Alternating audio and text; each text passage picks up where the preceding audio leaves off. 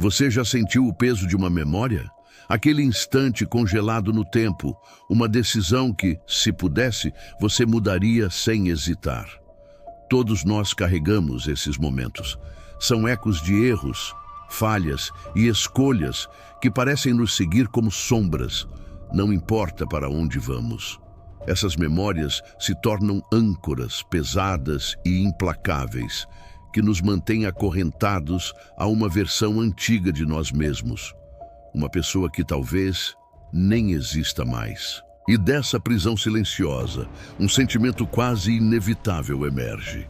Um veneno que se espalha lentamente pela alma. A vergonha. Não a culpa passageira, mas algo muito mais profundo. É a sensação de que o erro não foi apenas uma ação, mas a revelação de uma falha fundamental em nosso caráter. É o sussurro constante que diz que não somos bons o suficiente, que estamos marcados para sempre. Esse sentimento nos impede de avançar, nos convence de que o futuro será apenas uma repetição sombria do passado. Mas e se essa percepção estiver fundamentalmente distorcida? E se essa âncora pudesse ser, não apenas levantada, mas destruída? Os antigos estoicos entendiam a tirania do passado. Sêneca, um dos grandes mestres, alertou: a verdadeira felicidade é desfrutar o presente sem dependência ansiosa do futuro. Como podemos desfrutar o presente se estamos constantemente olhando para trás, acorrentados pela vergonha? A urgência não está em apagar o que aconteceu. Isso é impossível. A urgência está em quebrar as correntes que nos prendem a isso. A jornada para se libertar não começa amanhã, nem na próxima semana. Ela começa agora, neste exato momento, com a decisão de confrontar o que nos paralisa. Fique comigo até o final deste vídeo, porque cada segundo que passamos afundados no lamento é um segundo roubado da vida que poderíamos estar construindo. A questão não é se vamos agir, mas quando. E o tempo, como sabemos, não espera por ninguém. Para quebrar as correntes do passado, primeiro é preciso entender do que elas são feitas. A âncora que nos prende é forjada a partir da nossa interpretação dos nossos erros. E aqui reside uma distinção vital, uma clareza que pode mudar tudo. A diferença entre sentir culpa e viver na vergonha. Muitas vezes usamos essas palavras como sinônimos, contudo elas representam universos completamente distintos. Uma é uma ferramenta para o crescimento, a outra, uma arma de autossabotagem. A culpa é um sentimento agudo, uma resposta direta e saudável a uma ação que viola nossos próprios valores. É o reconhecimento honesto. Eu falhei aqui. Eu errei nesta situação específica. O que eu fiz foi prejudicial. A culpa é pontual. Ela se refere a um comportamento, a um evento isolado no tempo. É um juiz interno que aponta para a ação, não para a pessoa. Ela nos diz que fizemos algo errado e essa consciência é poderosa, pois nos convida à reparação, ao aprendizado e à mudança. A culpa, quando bem compreendida, é um catalisador. A vergonha, por outro lado, é uma fera muito mais perigosa. Ela surge quando a culpa não é processada e começa a se infiltrar em nossa identidade.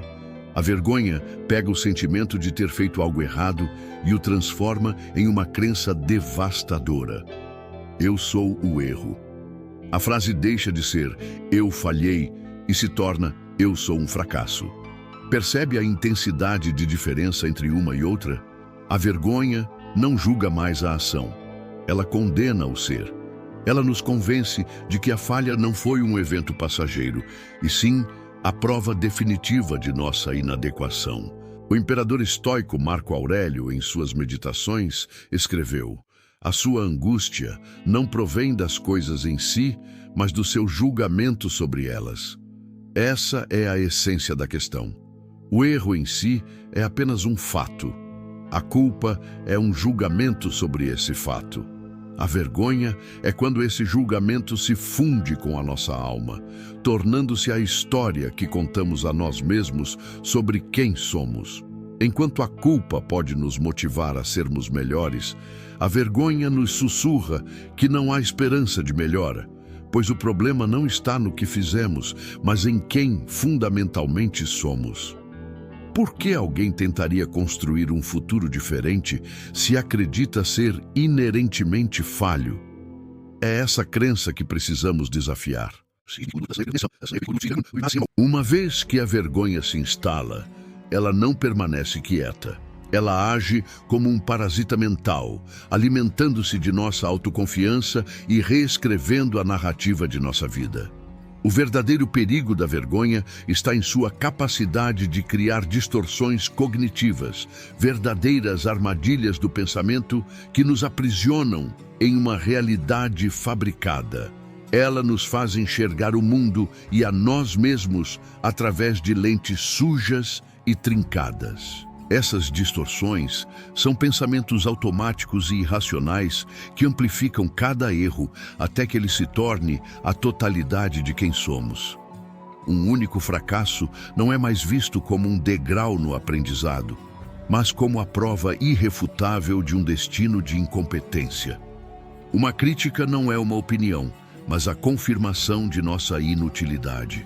Em contrapartida, qualquer vitória, qualquer sucesso, é descartado como um golpe de sorte, um mero acaso que logo será desmascarado.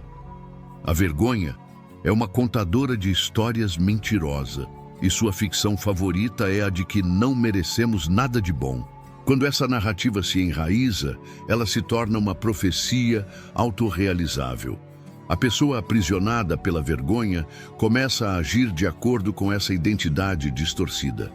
Ela evita desafios por medo de confirmar seu suposto fracasso. Recusa oportunidades por não se sentir merecedora. Sabota relacionamentos por acreditar que, mais cedo ou mais tarde, sua verdadeira natureza falha virá à tona. A vergonha mina a própria possibilidade de evolução, pois como alguém pode construir um futuro melhor se está convencido de que é fundamentalmente quebrado? Epicteto, o escravo que se tornou um dos mais influentes filósofos estoicos, ensinou: não são os eventos que nos perturbam, mas os nossos julgamentos sobre eles. A vergonha é o mais cruel desses julgamentos. Ela não apenas nos perturba, ela nos define. Ela transforma a possibilidade em impossibilidade, o potencial em limitação. É uma prisão cujas grades são forjadas por nossos próprios pensamentos. Viver sob seu domínio não é viver de fato. É apenas existir à sombra de um medo constante, o medo de sermos exatamente aquilo que a vergonha nos diz que somos. Escapar dessa prisão é, portanto, uma questão de sobrevivência existencial. Pode parecer contraditório, mas essa força tão destrutiva, a vergonha, não nasce inteiramente do mal. Em sua origem, ela possui um propósito, ainda que extremamente limitado e passageiro. A vergonha, em sua forma mais primitiva, pode ser o choque necessário para nos tirar de um estado de negação. Ela funciona como um alarme de incêndio estridente, doloroso de ouvir, mas eficaz para nos alertar de um perigo iminente. O perigo de permanecermos cegos aos nossos próprios comportamentos destrutivos. Para entender sua função, podemos olhar para o processo de mudança frequentemente dividido em estágios. Primeiro, há a pré-contemplação, o estágio da negação, onde a pessoa simplesmente não vê o problema. Ela se convence de que está tudo bem, que suas ações não têm consequências reais. É aqui que a vergonha pode desferir seu golpe inicial. Um erro tão grande, uma falha tão visível, que se torna impossível continuar ignorando.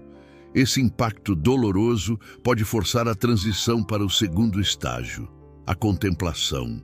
É o momento do despertar, o reconhecimento de que algo precisa mudar. Nesse ponto, a vergonha cumpriu sua única função útil. Ela abriu a porta. Ela nos empurrou da escuridão da negação para a luz da consciência. O problema é que muitos acreditam que precisam continuar segurando a mão da vergonha para atravessar os próximos estágios: a preparação para agir, a ação em si e a manutenção da mudança. E é aí que o alarme de incêndio, que deveria ser desligado após o alerta, continua soando indefinidamente, causando pânico e paralisia. Depois de nos tornar conscientes da necessidade de mudar, a vergonha se transforma em um obstáculo. Ela deixa de ser um catalisador e se torna uma âncora, exatamente como discutimos. Ela nos puxa de volta para a estagnação, sussurrando que, embora saibamos que precisamos mudar, talvez não sejamos capazes ou dignos de tal mudança. Sêneca nos lembra: parte da cura é o desejo de ser curado. A vergonha, após seu serviço inicial, ataca diretamente esse desejo. Ela nos faz questionar se a cura é possível para alguém como nós. Portanto, reconhecer o momento de abandonar a vergonha é tão crucial quanto reconhecer o erro inicial. A ferramenta que abriu a porta não pode ser a mesma que nos guiará pela jornada. Se a vergonha teve seu momento de utilidade, por que é tão crucial abandoná-la? Por que não mantê-la como uma espécie de guardiã, um lembrete constante para não errarmos de novo? A resposta é simples: porque a vergonha prolongada não previne futuras falhas, ela as provoca. Manter-se apegado à vergonha é como tentar apagar um incêndio com gasolina. Ela gera recaídas e, no seu extremo, uma paralisia completa, nos deixando congelados no exato lugar de onde tentamos escapar. Quem vive preso à vergonha se sabota constantemente. Opera sob a crença distorcida de que precisa sofrer para aprender, que o castigo contínuo é a única garantia de que não repetirá os mesmos erros. Essa pessoa se pune, se diminui e se priva de alegrias, acreditando que essa penitência autoimposta é um ato de responsabilidade. Na prática, no entanto, isso apenas reforça o ciclo de dor e fracasso. A mente que se vê como um erro buscará inconscientemente provas para confirmar essa identidade. Ela tropeçará de propósito apenas para dizer: viu, eu sabia que não daria certo. É aqui que a distinção com a culpa se torna, mais uma vez, a chave para a liberdade. A culpa, quando saudável, é a memória do erro, não a identidade do erro.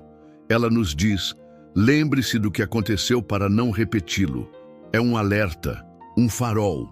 A vergonha, ao contrário, grita: lembre-se do que você é e saiba que você vai errar de novo.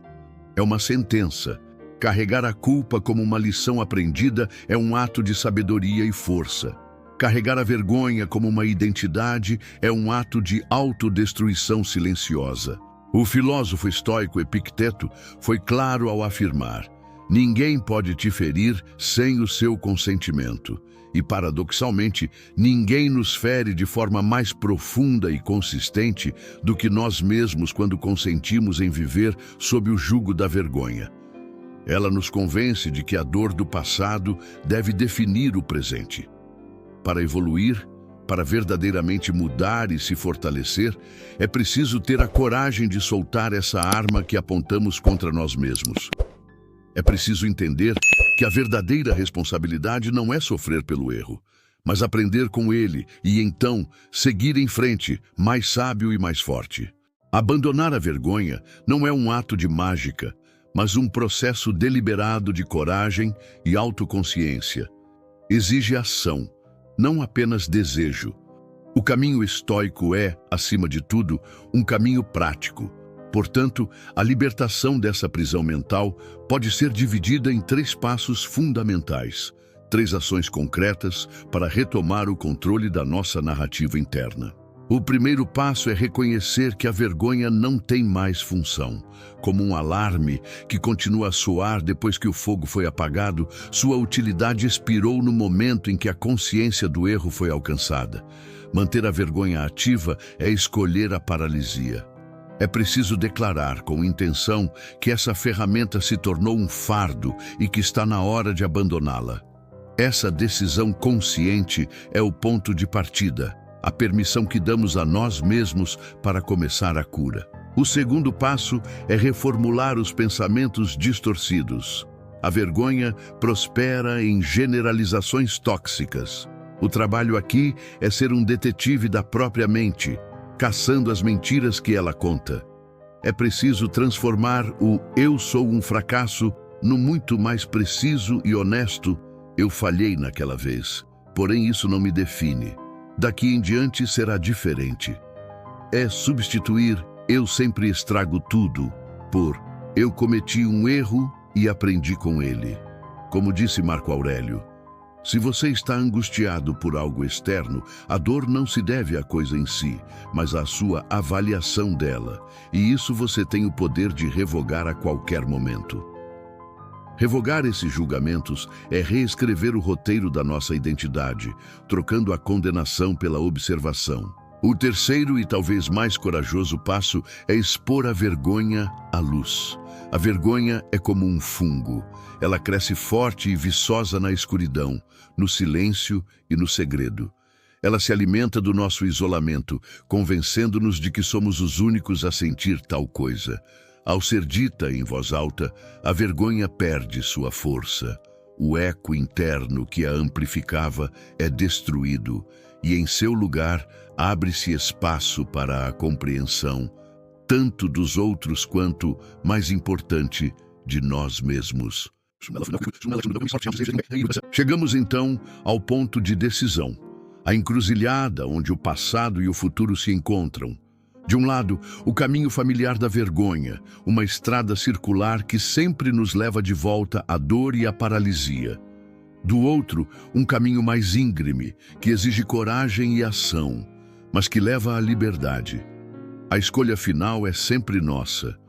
Os erros que cometemos, as falhas que carregamos, pertencem ao passado. São fatos imutáveis, gravados na história.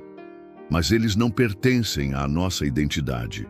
A jornada que exploramos nos ensina a fazer uma devolução, a devolver a vergonha ao seu lugar de origem, a culpa pontual. É pegar essa identidade tóxica de "eu sou um erro" e reduzi-la à sua verdade factual. Eu cometi um erro.